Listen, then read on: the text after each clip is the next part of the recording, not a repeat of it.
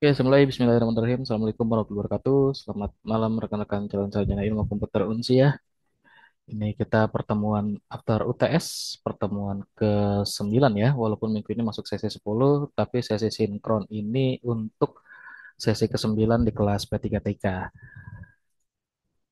Oke, nah ini sudah ada beberapa yang join dan hari ini rencananya saya akan informasikan mengenai UASnya.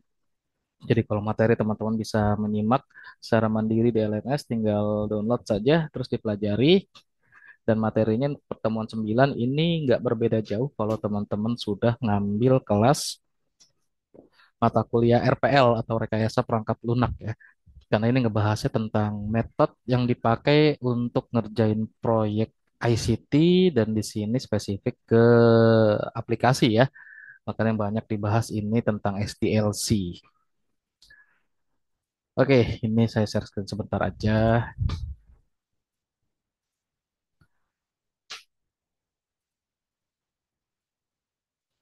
Oke, untuk pertemuan 9 ini judulnya estimasi pengembangan perangkat lunak yang dibahas ya. Terus deskripsinya ini kita bisa melihat kalau setiap goal atau objektif dari sebuah proyek ICT dikatakan tercapai jika semua requirements dari klien atau user itu terpenuhi.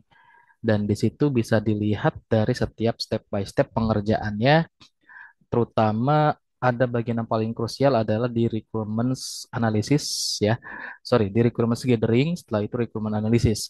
Nah, itu adalah tahapan yang paling krusial. Kenapa paling krusial? Karena di tahapan tersebut kita benar-benar harus melisting, harus mengetahui apa saja kebutuhan klien atau user yang membutuhkan produk ICT yang diserahkan ke kita, contohnya sebagai vendor atau konsultan untuk dapat diimplementasikan, diwujudkan atau dinyatakan untuk memenuhi semua kebutuhan mereka, tuh, si klien atau si usernya, terutama untuk menyelesaikan masalah-masalah yang mereka hadapi. Nah, dan di step tersebut kita harus benar-benar tepat melakukan analisisnya dari mulai gatheringnya, terus dianalisis apakah masalah, contohnya apakah masalah satu ini harus diselesaikan dengan step-step yang gimana, yang intinya sebenarnya harus benar-benar menyelesaikan permasalahannya. Contoh paling simpelnya kita bicara contoh ya.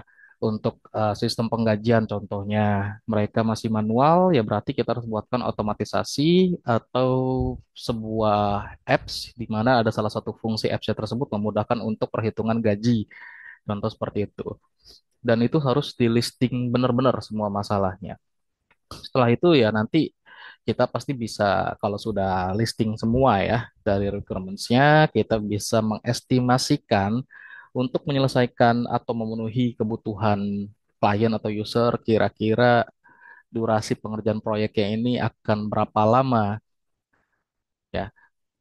Dan di situ juga dipertimbangkan atau diperhitungkan segala kebutuhan proyeknya dari mulai perangkat keras, perangkat lunak sampai dengan brandware-nya atau sumber daya manusianya. Jadi nanti teknologi apa yang akan diimplementasikan di perangkat lunaknya, infrastruktur seperti apa itu di perangkat kerasnya, sama nanti dalam kita menyelesaikan atau memenuhi kebutuhan user tersebut, kita butuh SDM siapa saja yang nanti akan di-deliver project tersebut ke usernya dengan diharapkan sebelumnya pastinya ada UAT-nya atau user acceptance test-nya. Nanti user akan ngetes, akan nyoba juga, dan jika mereka sudah merasa terpenuhi semuanya, ya pasti tinggal di deliver, selesai proyeknya. Tapi memang tidak sederhana seperti itu ya. Kayak misalkan di pertemuan ke-9 ini atau di materinya teman-teman bisa baca contohnya mungkin, nah di sini ya. Sebenarnya untuk eh, pengukuran perangkat lunak ada yang namanya software metric and quality. Nah, di sini kita bisa coba untuk mengestimasikan bagaimana proyek itu nanti akan dapat dijalankan dengan durasi berapa lama dengan kualitas yang diharapkan itu ya tentunya kualitasnya sangat baik ya, memenuhi semua kebutuhan user dan kliennya. Nah, itu salah satu contohnya dan ada contohnya lagi namanya CMM. Terus untuk ada beberapa sih memang kesulitan dalam estimasi perangkat lunak ya. dari mulai keunikan, ini berdasarkan requestnya, perubahan teknologi, ini yang penting nih harus relevan. Jangan sampai bikin sebuah solusi untuk user yang punya masalah tapi teknologinya sudah tidak relevan. Yang pasti teknologinya harus relevan dengan keadaan sekarang. Misal untuk contoh mobile programming. Mobile programming mungkin dulu segmented atau orientasinya benar-benar ke salah satu spesifikasi, contoh ke Android ya Android. Terus kalau ke iOS ya iOS. Zaman sekarang pengennya multi platform, bisa ke semuanya. Nah, maka harus dibuatkan seperti itu. Atau contoh yang memang bikin aplikasi desktop ya jangan pakai VB6 atau VB.NET yang lama ya. Sekarang sudah banyak yang untuk aplikasi desktop. Contohnya kayak misalkan NetBeans pun sudah ada yang Apache-nya dan banyak lagi software-software tools yang terbaru misalkan Microsoft Visual Studio gitu ya yang bisa nge-develop aplikasi desktop juga dengan teknologi yang terkini gitu. Terus misal perbedaan pengalaman pekerjaan dalam proyek. Nah, ini juga sebenarnya masalah timnya ya. Jadi kalau misalkan timnya sudah punya pengalaman, tapi ternyata ada tim yang memang baru, yang itu tim baru itu pasti harus menyesuaikan agar bisa ngebut atau ngimbangi tim yang sudah punya pengalaman. Tapi kalau timnya solid, ya saling backup, saling bantu, nggak akan ada masalah sebenarnya. Karena bisa dengan tacit knowledge ya. Nah, tacit knowledge ini pengetahuan intern nih yang dimiliki penjadwalan pekerja dalam suatu organisasi yang dimana itu nanti akan bisa ditransfer. Jadi dalam tim itu wajib banget ada transfer knowledge. Nah, senior, contohnya misalkan seperti itu, kepada junior tuh jangan pernah pelit untuk transfer knowledge, untuk ngajak juniornya untuk adaptasi dalam tim, dalam pengertian proyeknya ya, biar solid, biar kompak, dan semuanya akhirnya mempunyai misi untuk mencapai visi proyek, seperti itu. Nah, ini contoh ngebahas pengenalan perangkat lunak atau software engineering. Teman-teman pastinya sudah ngambil kelas RPL, di mana software lifecycle ini harusnya sudah familiar, sudah paham nih. Salah satu yang terkenal kan ada di SDLC ya, System Development Lifecycle. Dengan modelnya itu banyak, ada yang waterfall, terus ada yang agile, terus ada yang prototype dan lain-lain. Bahkan ada yang Rapid Application Development atau RAD yang dengan pakai Dengan pakai Scrum, terus dengan pakai prototype atau RAD plus prototype dan lain-lainnya. Terus kalau macam-macam life cycle yang biasanya dipakai nih banyak nih contoh-contohnya. Kayak spiral, waterfall, throwaway, evolutionary prototyping, ada incremental juga sama automated software. Nah, kalau yang dibahas di sini memang spesifiknya spiral sama model waterfall ya. Dan ini diharapkan teman-teman memang sudah familiar nih. Apalagi model waterfall paling banyak pembahasannya ya. Waterfall ini banyak banget sumbernya dan masing-masing sumber beda-beda. Tapi kalau saya biasanya pakai dari sumbernya Roger S. Pressman atau Alan Dennis. Dua itu sih yang paling oke sih menurut saya. Gitu ya. Terus ada yang spiral model. Nah, spiral model ini sebenarnya fasenya sih nggak jauh-jauh dari waterfall sama aja, tapi memang dia ini bentuknya kenapa dibilang spiral model ya karena dimulai dari yang dalam ini nih lingkaran terkecil sampai lingkaran terbesar. Dia ini semuanya sebenarnya mengulang-ulang kegiatan yang ada dalam perencanaan project atau running projectnya. Misal di sini ya ada karakteristiknya, prinsipnya iterasi. Nah, dan setiap iterasi itu ada risk manajemennya. Dan di iterasi itu dia punya siklus project ini gimana statusnya, di runningnya dari mana sampai dengan objektifnya seperti apa. Dengan setiap langkah yang diambil pun itu dipertimbangkan risiko-risikonya. Nah, untuk step-stepnya, nah seperti ini. Sama aja sebenarnya dengan si eh, apa namanya waterfall ya, dari mulai desain atau rencana sampai dengan tahap implementasi. Nah, singkatnya seperti di sini disebutkan desain, identifikasi, evaluasi, evaluasi alternatif sama resikonya, terus ada pengembangan dan implementasinya. Seperti itu. Oke, nah untuk materinya sih simpel aja, hanya seperti itu aja. Mungkin dari sini tadi ada yang nyimak dan mau bertanya silakan.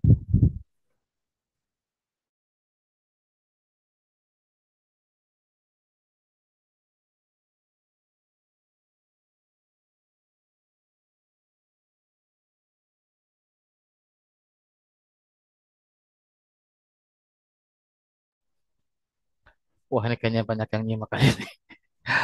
Oke, untuk UASnya ya, sekarang saya kasih informasi mengenai UASnya. Yang pertama, waktu di UTS kan teman-teman bikin pitch deck ya. Pitch decknya sudah oke. Saya lihat banyak yang bagus ya untuk pitch decknya. Dan untuk UASnya berarti tinggal direalisasikan atau diimplementasikan teknologi apa yang ingin dikembangkan, yang sudah dibuatkan atau dipropose, yang sudah dituangkan dalam sebuah pitch deck. Nanti teman-teman bikinin demonya, demo realisasi dari proyek atau produk ICT yang sudah dikembangkan. Dan yang kedua, teman-teman buat poster karya aplikasi seperti ini. Nah, misalkan contohnya ada seperti ini ya. Ini seperti poster skripsi nih. Tapi ya memang seperti ini dibuatkan ya. Dan ini contohnya banyak sekali. Oke, ini coba dibuka dulu. Nah, ini banyak ya. Teman-teman boleh nih coba akses ini nih dari undiksa.ac.id poster skripsi. Tadi ini yang bagus nih, yang poster karya ini di mana coba ya?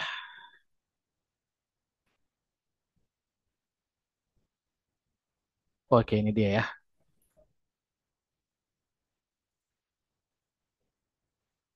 Nah, ini gambarnya kita coba lihat. Nah, nanti teman-teman buat seperti ini, buat posternya.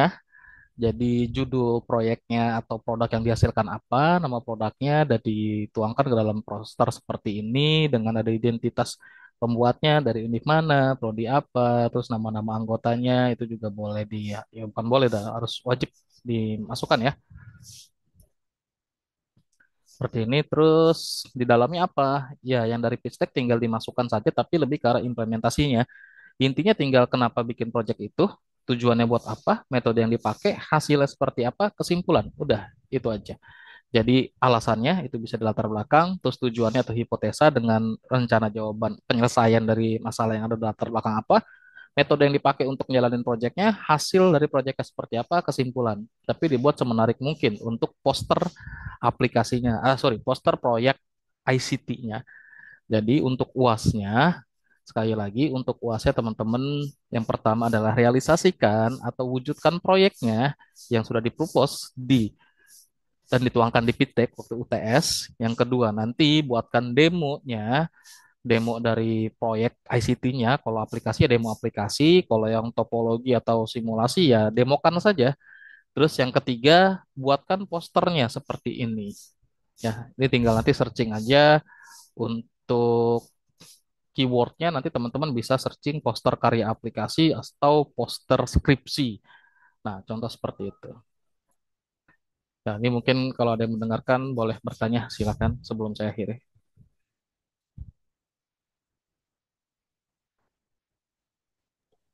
Bingung Pak Riyad mau nanya apa ya? Kenapa bingung ya? Nah, kalau bingung kan berarti ada masalah yang tidak diketahui atau belum di-deliver nih. Nah, Izin Pak, mau nanya Pak. ya, silakan. Kalau itu kan bentuknya kayak aplikasi ya Pak, misalnya contoh projectnya ya Pak ya, Ya, aplikasi-aplikasi di mobile segala macam. Nah mm, misalnya kelompok kita itu kan ngedeliver tuh network ya Pak ya gitu, network. ya, Kira-kira ada contoh lah ya Pak ya, kalau untuk di segi network simulation itu seperti apa Pak? posternya. Ya ya, posternya kali ya Pak ya. Oh, kalau posternya, oke. Nanti poster karya perancangan jaringan. Nah, ya, sebenarnya sih posternya bisa berlaku untuk semuanya ya. Kayak ini aja nih ada ini apa nih sih? Oh, ini bukan ya. Hmm, hmm, hmm, hmm, hmm. Bentar, ini back dulu. Terus, nah kalau teman-teman yang tadi di jaringan contohnya, ya sebenarnya nggak apa-apa ya. Eh, sama aja template-nya seperti itu. Yang ngebedain kan cuma produknya aja. Produknya misalkan kalau yang jaringan nanti bikinnya kan saya nggak minta realisasi sampai benar-benar ada bentuk fisiknya ya. Kalau yang jaringan ya simulasi aja, pakai simulator. Cisco ada, JRS3 ada, banyak banget simulatornya. Dan tinggal dituangkan saja dalam bentuk poster atau buatkan bentuk posternya. Nah, untuk metode dalam jaringan juga banyak banget ya. NDLC salah satunya ada tuh Network Development Lifecycle. Terus ada yang kayak misalkan PPPDO itu tuh yang buat apa tuh? Lupa saya PPDIOO. Nah, ini juga ada nih yang untuk model atau metode perancangan jaringan nih, yang bisa dipakai juga. Nah, teman-teman nanti bisa juga dibuatkan posternya seperti sama aja. Kalau ini kan contohnya aplikasi nih atau software. Terus kalau yang jaringan apakah bisa dibuatkan posternya juga? Ya bisa juga ya. Nanti tinggal dibuatkan saja nih misalkan ada gambar simulasinya, terus latar belakang artinya kenapa bikin proyek tersebut, tujuannya ya berarti buat menyelesaikan apa permasalahan yang ada dalam latar belakang, metode yang dipakai untuk ngedevelopnya apa, misalkan NDLC atau PPDOO atau PTES. PTES kan ada juga tuh yang misalkan mau yang di security. Terus hasilnya seperti apa? Tinggal dituangkan dalam poster sama kesimpulan ya. Nah, terus untuk demonya, ya demonya berarti demo simulasi dari jaringannya. Kalau misalkan hanya perancangan jaringan ya silakan. Tapi kalau misalkan yang tadi dengan mau coba untuk simulasi keamanan ya berarti demo kan simulasinya seperti apa. Kayak gitu. Mas siapa teh? Mas Iksan. Oke Pak, berarti nanti akan ada bikin video juga ya Pak ya, Betul, dengan poster dan video lah gitu ya Pak ya. betul, betul. Jadi yang dikumpulkan poster, terus video demonya atau vlog penjelasannya ya. Udah itu aja berarti yang dikumpulkan ya. Cuma ada dua aja. Jadi teman-teman realisasikan, implementasikan itu yang pekerjaan pertama. Terus yang kedua ya bikinin vlognya atau demonya dari proyek ICT-nya, dari produk yang dihasilkan apa. Yang ketiga bikinin posternya. Karena kalau di semester yang normal, di semester ganjil mata kuliah ini teman-teman nanti ngadain seminar karya virtual. Tapi kan di sini karena ini mata kuliahnya dibuka untuk memenuhi kekurangan SKS, jadi seminarnya tidak diadakan atau pameran karya virtualnya tidak diadakan dan digantikan teman-teman nanti bikinin vlog atau demo dari produk ICT yang sudah dihasilkan. Oke, ada lagi yang tanyakan? Nanya Pak, Silakan. jadi kan misalkan yang kemarin UTS itu eh, ini produk networknya termasuk custom gini nih Pak. Hmm, Eh, jadi memang beberapa fiturnya ada misalnya kayak firewall, switching dan segala macam. hmm. Kalau didemokan untuk itu, misalkan kita pakai tracer gitu, Ah, milih salah satu fitur aja untuk didemokan itu nggak ada masalah Pak. Misalnya di switchingnya lah, kalau bisa sih demokan fitur-fitur atau fungsi yang sesuai sama pitch deck ya. yang sesuai ya Pak. Hmm. Oke, Karena tadi kan untuk UASnya implementasikan atau realisasikan produk ICT yang dipropose di pitch deck-nya. Jadi kalau misalkan ada fiturnya, contoh fiturnya ada 4 ya 4 didemokan. Kalau 3 ya 3. oke Pak. Oke. Kecuali misalkan ada mau penyesuaian, berarti harus bikin pitch deck ulang. Nah, itu boleh. Berarti Ya, nanti dikumpulkan plus pitch deck-nya lagi. Biar selaras ya. Jangan sampai nanti kayak misalkan contoh gini, kita udah nawarin proposal ke klien begini-begini, tapi realisasinya kurang kan nggak enak. Nah, jadi harus sesuai ya. ya, siap Pak. Oke, ada lagi?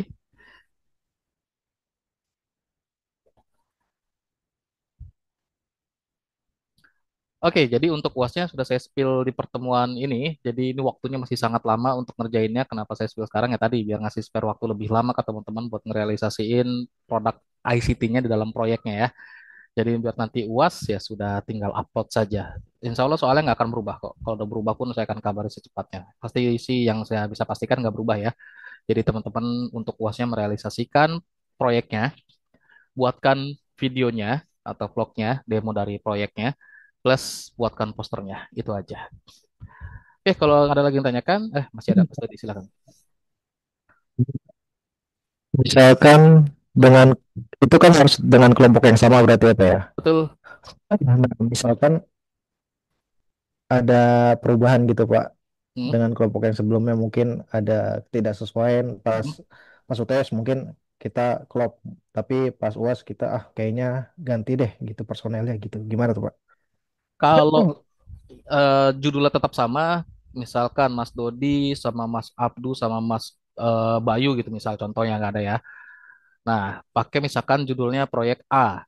Nah, Mas Dodi sama Mas Bayu ngerjain tetap proyek A untuk puasnya. Nggak apa-apa, silakan. Terus yang ada yang tes tadi nggak sesuai, misalkan si Mas Abdu tadi mau bikin proyek sendiri, ya berarti dia harus buat dari pitch deck-nya juga, Oke oke Pak, siap. gitu ya. Ya, Oh, makasih Pak. ya, ada lagi? Dari saya cukup sih Pak, makasih Pak. Oke, Hmm. yang lain beres ya. Oke, kalau tidak ada lagi, nanti recordingnya akan segera saya upload biar teman-teman nanti bisa menyimak kembali dan sekaligus untuk rekan-rekan yang lain yang tidak hadir hari ini biar bisa tahu informasinya. Oke, itu aja dari saya. Jangan lupa dipelajari lagi materinya. Sekian, terima kasih. Assalamualaikum warahmatullahi wabarakatuh. Selamat malam, selamat beristirahat.